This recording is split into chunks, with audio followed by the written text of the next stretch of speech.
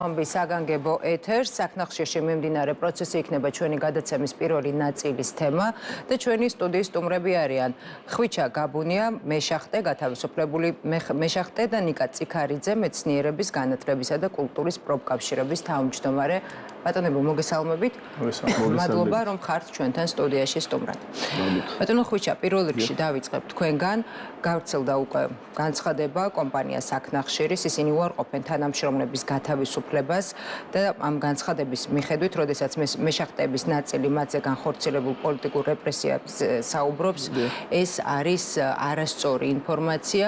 მათივე განმარტებით 350 ადამიანი აგრძელებს მუშაობას, 38-მა მეშახტემ უარი განაცხადა, ხელი მოეწერა იმ პირობებზე, რა პირობებიც იქნა შეთავაზებული საქნახშირის მიერ. რომ გითხრათ თქვენი პოზიცია.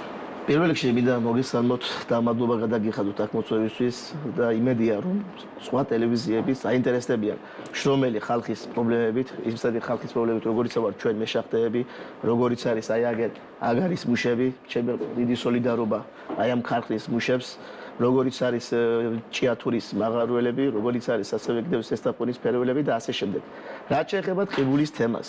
ტყიბულის თემა აქ არის ცოტა სხვაგვარად. აქ შუა ბოლშევიზმში გაიხვიცა საქართველოს, იმიტომ რომ ძალიან დიდი რეპრესიები მიმდინარეობს მეშახტეებზე. ზოგს განთავისუფლებენ სამსახურიდან, ვინც კი იქ არის დარჩენილი, ზოგზე ძალიან დიდი ზეწოლა. იმის გამო რომ მათ აქვთ ადამიანზეწოლას ბიჭები ვერ უძლებენ, იმის გამო რომ მათ აქვთ ძალიან დიდი ფინანსური ვალდებულებები ბანკებთან, მათ უკან დგას ოჯახები და ასე შემდეგ და ასე შემდეგ. რაც შეეხება საქნახშირის მიერ გავრცელებულ ინფორმაციას, 38 ადამიანი არის ამ ეტაპზე შემცირებული და იგეგმება კიდევ რამოდენიმე ათობით მეშახტის შემცირება. ეს არის ხელშეკრულებების საფუძველზე გვიშვებენ სახში, ზოგი არის 4 თვიანი, აი როგორ არის იცი, თვითონ მიხაელ სოცკი, ვინც არის აი ამ კომპანიის გენერალური დირექტორი, ის მეუბნებოდა მე პირად საუბარში, რომ 4 თვით ხვიჩა გაგიშვებ სახში, შენ როგორც ძლიერ სპეციალისტს გადაგამზადებ ჩეხურ კომპანიაში და მე ახალი შახტის გახსნის შემთხვევაში თქვენ აღდგებით სამსახურში. ეს ჩემთვის არის ეს ბლეფი, რასაც ეს ადამიანი ამბობს, იმიტომ რომ კომპანიაში თვითონ საქნახშირში არის უმძიმესი მდგომარეობა, რომელიც შეეხება როგორც სასადილოს თემას, ასევე მეშახტეთა სპეცდასაცმელის თემას, თვითონ ნახშირმოპოვებელ უბნებში ადგილზე. მე თვითონ ნომერ 6-ე ნახშირმოპოვებელში მუშაობდი, აგერ 15 წელიწადი არის. ძალიან კატასტროფული მდგომარეობაა შიგნით. ელემენტარული, არც ერთი ხელსაწყო, ყველაფერი გამოსულია მწყობრიდან.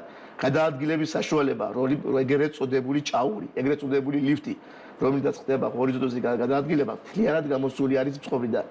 ამის შემდეგ კიდევ ბატონო ხვიჩა, ბოდიში რომ გაწყვეტინებთ, სწორედ ამას ამბობენ, რომ საქნახშირი ევროპული სტანდარტების სრული დაცვით იწყებს მუშაობას და აი ამ რეორგანიზაციაც ამით ახსნეს საქნახშირის წარმომადგენლებს. რეორგანიზაცია ეს არის მოგონილი იმისათვის, რომ მოხდეს ისეთი ადამიანების შემცირება, რომელსაც თავისუფალი აზროვნება გაგვაჩნია და რომლებიც არ ვართ მონურ მორჩილებაში აი ამ ადამიანთან, მიხაელ სოცკისთან.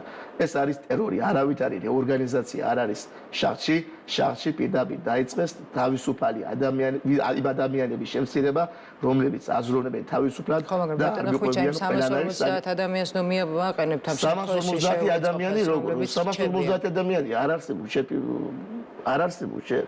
ეს არის 38 კაცია შენ განთავისუფლებული. არა, 350 თანამშრომელს გულისხმობ განცხადების მიხედვით, ვინც დარჩა სამსახურში. არა, განცხადების მიხედვით სამსახურში არავინ არ არის დარჩენილი. ამ განცხადების მიხედვით 4 თვით არის ეს ხალხი შემცირებული.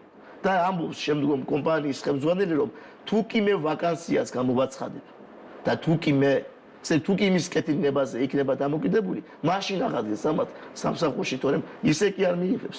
38 თანამშრომელზე საუბრობთ ამ შემთხვევაში. 38 თანამშრომელზე საუბრობ ამ შემთხვევაში. მოდით და 38-დან 20 აქვს ხელი მოწერილი და ამ 18-ს არ აქვს ხელი მოწერილი. 20 აქვს ხელი მოწერილი. ბატონო ხვიჩა, ვიდრე გავაგრძელებთ საუბარს და აუცილებლად გავაგრძელებთ ცხადია, ჩვენ გვინდოდა რომ საქნახშირის წარმომადგენელიც ყოლოდა გადაცემაში სტუმრად და მოგვესმინა მათი პოზიცია, თუმცა ეს ვერ მოხერხდა, არ სურდათ მონაწილეობის მიღება, ამიტომ უფრო ცხადი რო გახდეს ჩვენი მაყურებლისთვის, წავიკითხავ მათ მიერ გავრცელებულ განცხადებას და შემდეგ განვაგრძოთ საუბარი. ახალი შახტის პროექტი თითოეულ თანამშრომელ საშუალებას აძლევს გაიღრმაოს ცოდნა, გაიუმჯობესოს გამოცდილება, ანაირჩიოს სრულიად ახალი პროფესია, მოპოვების და შრომის უსაფრთხოების მიმართულებით ახალი ევროპული სტანდარტებით და ტექნოლოგიები დაინერგება. ამიტომ სპეციალისტების ცოდნის შემოწმება და გადამზადება მნიშვნელოვანია. სწორედ ევროსტანდარტების გათვალისწინება და შესაბამისი კვალიფიკაციის პერსონალის მომზადება არის მთავარი პირობა, რომლის შესრულებაზეც დამოკიდებულია ახალი პროექტების განხორციელება. ამასთან დაკავშირებით საქმნახშირში რეორგანიზაციისა და კადრების ოპტიმიზაციის პროცესი 3 თვის წინ დაიწყო და 1 იანვარს დასრულდება. 350-მა დასაქმებულმა უკვე მიიღო ახალი კონტრაქტი და გადადიან ახალ სახელფასო სისტემაზე, რაც მნიშვნელოვნად გაზრდის მათ შემოსავალს. ამავე განცხადების მიხედვით, რეორგანიზაციის შედეგად 38 სამუშაო ადგილი შემცირდა, თუმცა თითოეულ მათგანს კომპანიამ 3-4 თვიანი გადამზადება შესთავაზა, რომელსაც საქმნახშირი დააფინანსებს. პარალელურად მიიღებენ სრულ ხელფასს, ისარგებლებენ დაზღვევით, კვების მომსახურებით, გადამზადების შემდეგ ჩააბარებენ გამოცდას და შესთავაზებენ ახალ კონტრაქტს. ყველა ვინც გაივლის გადამზადებას დასაქმებული იქნება საქმნახშირში. 24 დეკემბრის 15 საათის მდგომარეობით 38 შემცირებული ადგილიდან 20 ადამიანმა ხელი მოაწერა გადამზადების კონტრაქტს, დანარჩენ 18 ადამიანს საშუალება ეძლევა ჩაერთოს გადამზადების პროგრამაში. 1 იანვრამდე ასეთი არის საქმნახშირის მესვეურების მიერ გავრცელებული განცხადები. რაც შეეხება ამ განცხადების საფუძველზე გესაუბრებით, ამ განცხადების საფუძველზე გითხარით, რომ 350 ადამიანი დარჩა როგორც ჩანს სამსახურში და იმ 38-დანაც 20 როგორც ჩანს დაბრუნდა და დათანხმდა პირობებს. აი, გეუბნებით, აი გულწრფელად ვამბობდა თელმა საზოგადოებამ 350 ადამიანი ეს ციფრი უშუალოდ ჩემთვის აი ცნობილი არ არის. არ ვიცი ეს 350 საიდან მოიტანეს, ან ვის 350-მა მოაწერა ხელი. ეს ჩემთვის არ არის ცნობილი. კი ბატონო, გასაგებია რომ არ არის თქვენთვის სრულ ინფორმაცია გავრცელებული კომპანიის მხრიდან, რომ თითქოს და 350 ადამიანმა რაღაცაზე ანუ თქვენ მოაწერა ამბობთ, რომ 350 ადამიანი იქ არ მუშაობს. არა, როგორ არა, 350-ია დაახლოებით 1500 კაცამდეა. ვინ არის კონკრეტულად ის არის? დაფინანსებული და 1500 კაცი არის დასაქმებული. საქმნახშირში უშუალოდ, მაგრამ ეს 350 ადამიანი საიდან მოიტანეს ეს ციფრი, ეს ჩემთვის უცნობი არის. ეს მათ უნდა ვკითხოთ, ცხადია? იმიტომ რომ ძალიან კარგი იქნებოდა, აი იმიტომ ხალხმა ძალიან კარგად გაიგოს და ტყიბულმა ძალიან კარგად გაიგოს. დღეს რომ ყოფილიყო აქ საქმნახშირის წარმომადგენელი, ყველაფერი იქნებოდა ნათელი. ყველაფერს ამ თემას ბატონო ხუჭა, ამ თემას არაერთი რეპორტაჟი გვაგაკეთებული და აუცილებლად დავუკავშირდებით კიდევ ერთხელ. რაც შეეხება ახალ შახტებს, მაგ კინო ჩვენ უკვე ნანახი გვაქვს. როდესაც გარდაცვლილი პრეზიდენტი საწყალი ედვარდ შევარდნაძე ჩამოვიდა ტყიბულში, ლენტი გაჭრა და იქ ელექტროსადგურის აშენებას აპირებდა. ეს არის იგივე რუსული პროექტი, იგივე და აი ამ ხალხის ვითომ ახალი შახტები, რომელი ახალ შახტებზია ხალხო საუბარი. ჩამოგზავნეთ ტყიბულში, დაათვალიერეთ, გარეგანად დაათვალიერეთ თვითონ წარმოება. შემდეგ შიგნით შევიდეთ, ვნახოთ, შევხედოთ მუშებს, როგორი აღჭურვილობა აქვს, როგორი სპეცდასაცმელი აცვია, როგორი დახეული რეზინის ჩექმები და რა პირობებში არიან, ეს იყო თქვენი უკმაყოფილების ერთ-ერთი თემა. უბრალოდ სასადილოში. თუ გქონდათ წარმომადგენლებთან, თქვა საუბრის მცდელობა, გარკვეულ პირობებზე შეჯერება, თუნდაც იმის მცდელობა, გარკვეულ დათმობაზე თქვენც წასულიყავით, მათი მხრიდანაც ყოფილიყო კომპრომისი. საუბარი, ჩემ როგორ არ მქონდა საუბარი, მაგათარ გულწრფელი საუბარი მქონდა ყველაფერზე, მაგრამ მე მათთვის ვიყავი უღებილი კადრი, იმიტომ რომ ყოველთვის ვიბრძოდი უსამართლობის წინააღმდეგ 2010-ში მოვედი კომპანიაში. 2012 წლიდან უშუალოდ ამ უსამართლობებზე ვიყავი ჩართული როგორც წინა ხელისუფლების დროს, ასევე ამ დღევანდელი ხელისუფლების პირობებშიც. მაგრამ რა არის, იცი, ერთ-ეგივე ხალხი ტრიალებს სულ სისტემაში, სულ ერთ-ეგივე ხალხი და სულ ერთ-ეგივე ხალხთან მიწევს ბრძოლა. ძალიან დიდი ბევრი ის ქონდა საუბარი პირობების გაუმჯობესებაზე, ძალიან იგი, მაგრამ ჩემს აი ნათქვამს ისინიურად არღებულობდნენ გეგმები როგორია თქვენი გეგმები თუ არა სამართლებრივი ჩემი გეგმები არის ისეთი რომ სამართლებრივად ვიბრძოლებ როგორც ინდივიდუალურად ასევე კოლექტიურად ვიბრძოლებთ ბიჭები არ დავთმობთ არაფერს თუ კი რამე სამართალს მივახციეთ ამ ქვეყანაში და შევხედოთ რაც გვიჩვენებს მომავალი თუ კი სამართალი არის აი მშრომელი კაცს რომ შიერს დატოვებ აი ამ გაჭირებულ პერიოდში შიერს დატოვებ 4 სული დღეს ჩემს უგან ოჯახში ერთადერთი ადამიანი ვიყავი, რომელსაც შემქონდა ლუკმაპური ასევე არიან ადამიანები, აი გიორგი აბულაძე, სადაც სამი სული გაათავისუფლეს წარმოებიდან ფაქტიურად 2025 წელი მოგვილოცეს იმისაც რომ ოჯახები გაგვწირეს შიმშილისთვის. მე მინდა მიმართო იმ ადამიანს, ვინც უშუალოდ იყო ამაში ჩართული, ეგ ქართველი კაცი, ვითომ კაცი და არა კაცი სინამდვილეში. შედალოცვილო, ჩემი შვილების ლუკმა, ჩემი შვილების პირიდან ამოღებული ლუკმა, შენ შვილებს როგორ უნდა მიუტანო, შენ შვილებს როგორ უნდა აჭამო ადამიანო და როგორ უნდა უთხრა მამი ჭამეო. ეს ნაცოდვილი არის ლუკმა ხალხო. და მშრომელ ხალხს ახლა ზეწოლას მოახდეთ მშრომელ ხალხს.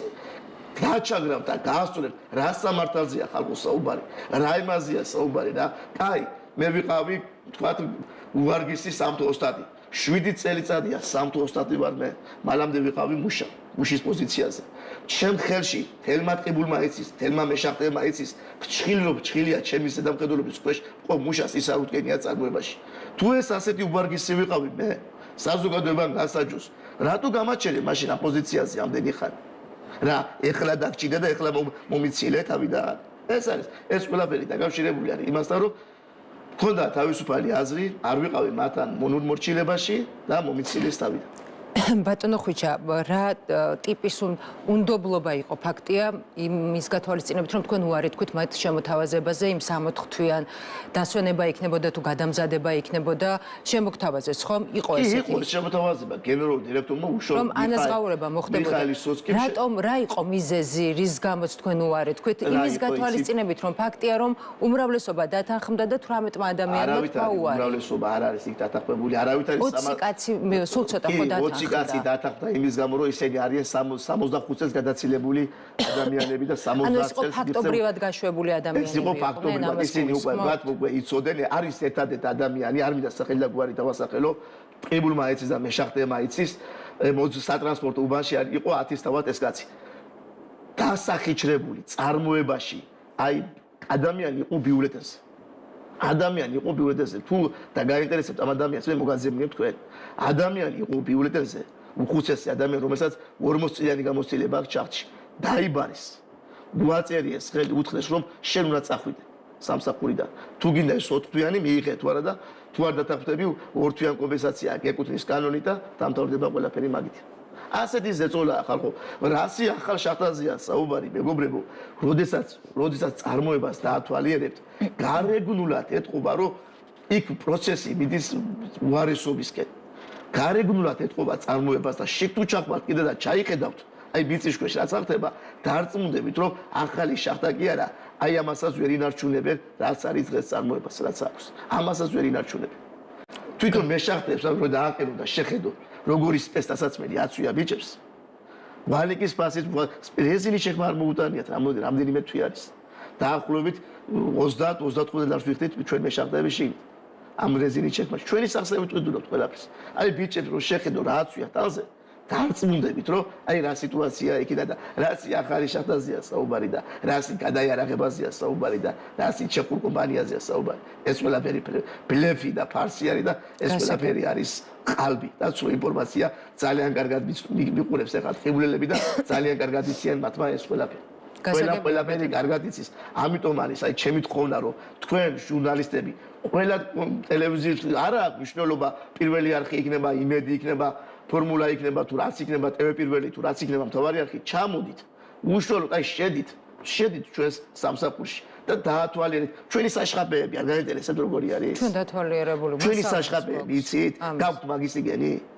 მასალას გულისხმობთ. მასალა აი სატელევიზიო მასალა თუ გაქვთ ჩვენ პრობლემებზე არაერთი ჩვენ საშხაპეებში საკეთებული პრივატ სულიად კონკრეტულად საშხაპე არ ვიცი კონკრეტულად საშხაპესთან მიმართებით ჩვენი საშხაპეები ჩვენი სასადილო მოამბე რეგიონები მუდმივად აშუქებს ამ ჩვენი სასადილო იცით როგორი არის ჩვენ საჭმელს იცით ეს რომ იცოდეთ და აი სადმუშაობთ კიდე ისიც რომ იცოდეთ რაზეა რა საუბარი გასაგებია ეს არის ყველაფერი ბლეფი ეს არის ყველაფერი მოგონილი და ეს არის ყველაფერი ყალბი.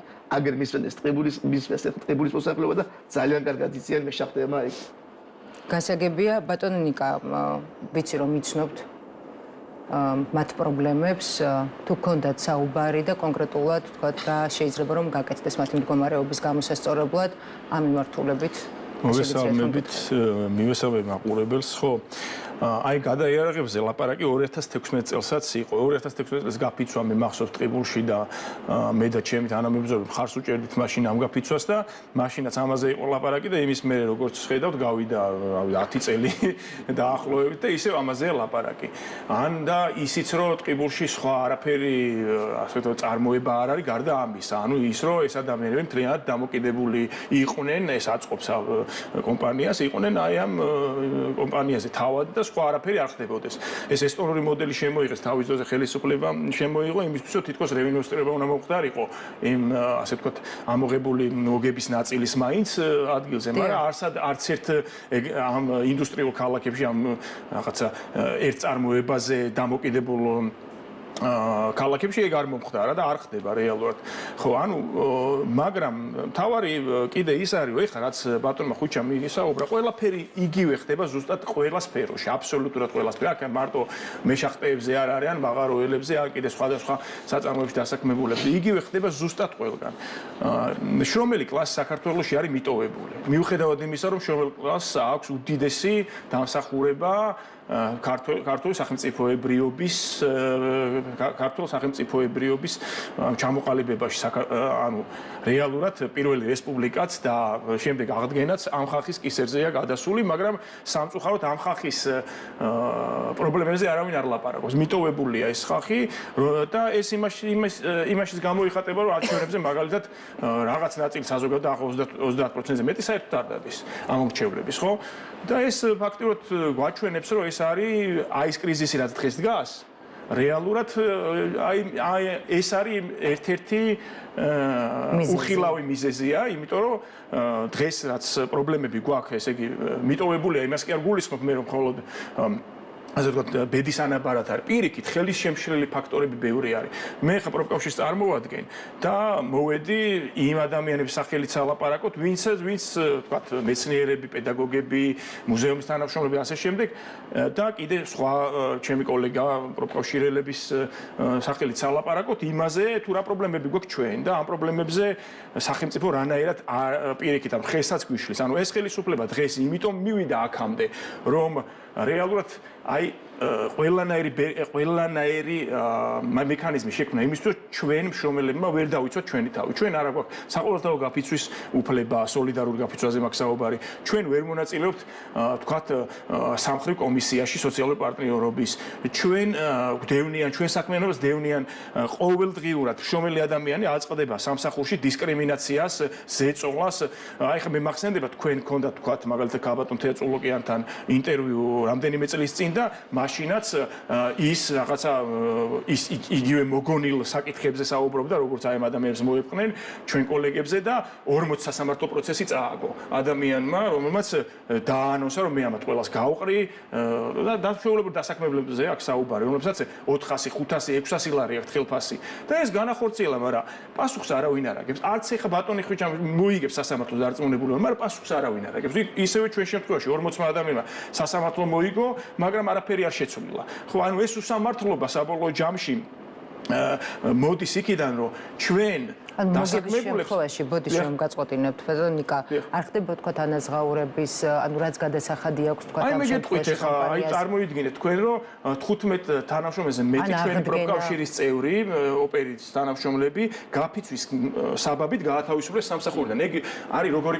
გაუგონარი კანონით არღვევა მაგრამ სასამართლომ გადაწყვიტა რომ კი ბატონო მართლები ხართ მაგრამ აი რაც გინახავ ეხანახაში რო არის კი ხართ მართლები მაგრამ არა ხართ მართლები აი ესეთი რაღაც დაადგინა რომ არ გადაგიხდით კომპენსაციას და ასე შემდეგ. ამას ჩვენ ახლა გავასაჭიროთ ჩვენი იურისტებთან ერთად, მაგრამ ბატონიკა თქვენ საუბრობთ საკანონმდებლო დონეზე არსებულ ხარვეზებზე. მესმის გასაგებია რომ ეს არა საკანონმდებლო, ნახეთ, საკანონმდებლოზე არ ვლაპარაკობ. მე ვლაპარაკობ დასაქმების ადგილზე, ზეწოლაზე, ადამიანის დაშინებაზე, მუქარაზე, ფსიქოლოგიურ დამუშავებაზე. აი ამ ყველა ეხლა რაც ბატონმა ხუჩამ თქვა, ეგ ხდება ყველგან. ეს არ არის რაღაცა ახალი, ხო?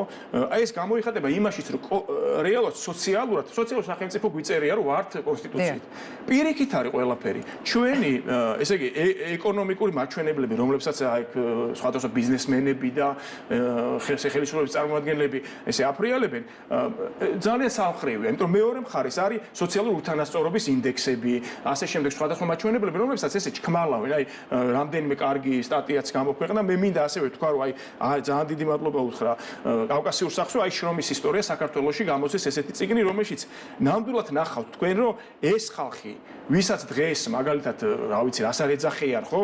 მათ შორის ნაწილი აქციებზე დგას დღეს, ცემენ, ურტყავენ, ასახიჭრებენ, იჭერენ იმის გამო, რომ ეს ადამიანები თვლიან, რომ ისინი უკეთეს ცხოვრებას იმსახურებენ. და ჩვენ ხედავთ, რომ აი გამოსახლებები ავიღოთ, ხო? 1300 ადამიანი გამოასახლეს, 3300-მდე ადამიანი გამოასახლეს 2016-2022 წლებში და კიდე 1300 ელოდება გამოსახლებას, ხო? ვალაუვალი სისტემა შექმნეს, რომ ადამიანი ვალის გარეშე ვერ არსებობს, ხო? და უამრავი ეს პრობლემები ვაწყდებით და როგორც პროფკავშირებს კიდე ასევე ხელს გვიშლიან ყველაფერს. შეი დღეს მაგალითად ჩამოყალიბდა საჯარო მოხელეების პროფკავშირი. ეს პროფკავშირი ჩამოყალიბდა თუ არა, მისი თავმჯდომარე მეორე დღესო გაუშვეს სამსახურიდან. ეს მე საუბარი მაქვს ბატონ გიგა სოფრომაძეზე, რომელიც დღეს გაუშვეს სამსახურიდან. ანუ მეც თავმჯდომარე ვიყავი, მეც გამიშვეს ასევე, მოკლედ. მე იმის თქმა მინდა, რომ სოციალური გარანტიები ამ ქვეყანაში ჩვენ არ აგვაქვს და ამაზე პასუხისმგებელი არის ხელისუფლება, რომელიც 12 წელია ვერ მოახერხა ის, რომ ადეკვატური შრომითი გარემო შექმნილიყო. ჩვენ და ამიტომ მე ყველას მოუწოდებ ხა ასე ვთქვათ, ჩვენ ადამიანებს ვინც ამას იზიარებენ, ხო? შევხედოთ სიმართლეს თვალებში ადამიანობისგან დაცლილი სისტემა შეიქმნა, ხო? აი ის რაც ქუჩებში მოხდა, აი მე აი ბატონი ხვიჩას რო უსმენდი, გული ამით უყდა მართალი გითხრათ, იმიტომ რომ ადამიანი და პოლიტიკოსი განსაკუთრებით არის უმაღლესი პასუხისმგებლობის ადამიანი, რომელმაც უნდა დაინახოს სხვა ადამიანებს გულში რა ხდება.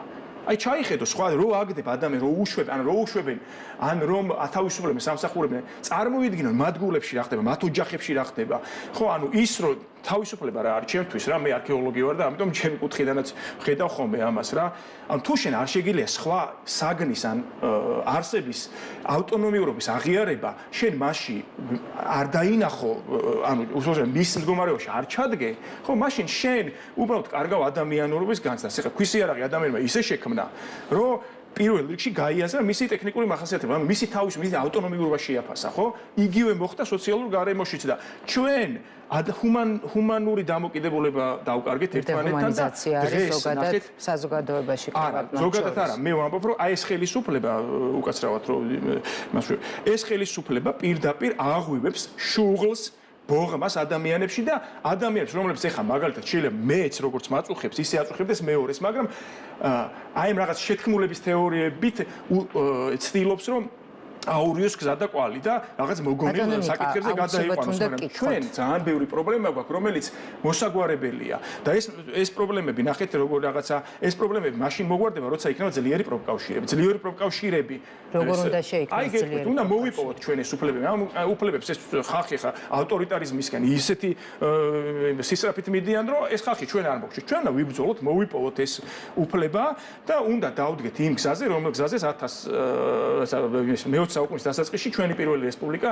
დადგა, სადაც ძლიერი პროფკავშირებზე იყო საუბარი, სადაც აი ნახეთ, სადაც რაზე არის საუბარი, ნახეთ, სადაც ჩვენ შეუერთდებით, როცა არის ევროპაზე საუბარი, ევროპა მრავალფეროვანია, მაგრამ ევროპაში სოციალურმა მოძრაობებმა მოიპოვეს ის უფლებები, რაზეც დგას დღეს ევროპული, ასე ვთქვათ, ოჯახი, არ არის საუბარი აქ მარტო გაერთიანება, აქ არის როგორც, ასე ვთქვათ, არჩევანზე, რომელიც გულისხმობს იმას რომ ადამიანები სოციალურად უნდა იყვნენ დაცულები. ჩვენ აი ეს გვინდა და სანამ ნახეთ არსებობს სულ იქნებიან პოლიტიკოსები, ზოგს მოუნდება იქით წასვლა, ზოგს, მაგრამ ამას არ უნდა შეეწიოს ადამიანთა ფუნდამენტური საბაზისო უფლებები და ეხლა რა გამოდის რომ ჩვენ უარს ვამბობთ იმ ოჯახზე რომელმაც იბრძოლა და ჩვენ მათ შორის ვიბრძოლეთ ქალთა უფლებებისთვის, შრომითი უფლებებისთვის, აი ამ ყველა უფლებისთვის, ამ იდეალებისთვის რომელიც ამ წიგში ძალიან კარგად არის ასახული ქართველი მშრომელები როგორ იბრძოდნენ იმისთვის რომ ჩვენი ქვეყანა გადარჩენილიყო და მისულიყო ნამდვილ ევროპულ ოჯახამდე რა აი იქ ნახეთ ჩვენ მივადგებით იმას რომ ჩვენ ხვალდაზე დაგვიძახებენ აგენტებს, იმათ ამათ არ ვიცი როგორ ბატონო ნიკა, აი ნახეთ, დავამთავრებ თუ კი ბატონო და აუცილებლად უნდა გითხოთ ყველაზე დიდი შეურაცხყოფა ჩვენი იცით რა იყო? როდესაც აი ამ ხელისუფლებამ გადაწყვიტა, რომ ყველა ადამიანისთვის, მათ შორის პროფკავშირებისთვის, ისინი ვინც იბრძვიან ამ უფლებებისთვის, აგენტები და მოღალატეები ეძახა. იცით რატო დაჭირდათ? ეგ იმიტომ რომ თავად არიან ისინი, რასაც ჩვენ გვიწოდებენ. თავად არიან, რატო დაჭირდათ კოლექტიური ნაცნობზრაობის ტერმინის შემოტანა? იმიტომ რომ თავად იციან კარგად ვინ ყავთ გარშემო. აი ბატონმა თქვა, იგივე ხალხი, ისინი რომლებიც ადრე იმ პარტიას წირავდნენ ხელისუფლებაში ვინც იყო, ამ მნიშვნელობა ვინც იქნება იმას შეწირავენ. ანუ ეს უპრინციპო ადამიანები ჩვენ შრომით უფლებებზე როდესაც საუბრობ და შრომის ახალი კოდექსი რომელიც შეიმუშავა პარლამენტმა და ამბობენ რომ ეს არის დაახლოებული ევროპულ სტანდარტთან და ამის შესაბამისად არსებობს ყოველ შემთხვევაში და მოქმედებს ანუ ამ მიმართულებით აღსრულების ნაწილში გაქვთ პრეტენზიები აღსრულების პრობლემას ხედავთ ასევე მაინტერესებს აქვე გკითხავთ რომ შემდეგ აღარ გაგაწყვეტინოთ საუბარი თუ მესმის რომ იურისტი არ ბრძანდებით და შესაძლებელია ვთქვათ არ გქონდეთ შეხება, მაგრამ ინიციატივები თუ არსებობს თქვენი მხრიდან ან თუ არსებობს რაიმე ჯგუფი, რომელსაც შესაძლებელია გარკვეული საკანონმდებლო ცვლილებები და ერთგვარი პაკეტი საკანონმდებლო შესთავაზოთ, ან ხელისუფლების წარმომადგენლებთან შესაბამის უწყებებთან თუ გქონდათ კოორდინაცია, შეხვედრები, წინადადებები თუ შესთავაზეთ ვინმეს ან რა პასუხი მიიღეთ. იცით რა, ანუ ღიმილის მომგვრელია შრომით უფლებებზე, შრომით კოდექსებზე და ცვლილებებზე საუბარი, როდესაც თქვენ ნახავთ პროგრამები, რომლებიც პარტიებს აქვთ, არც ერთი არ გამოირჩევა ამ შრომის საკითხებზე, დიდათ არავინ არ ინტერესდება.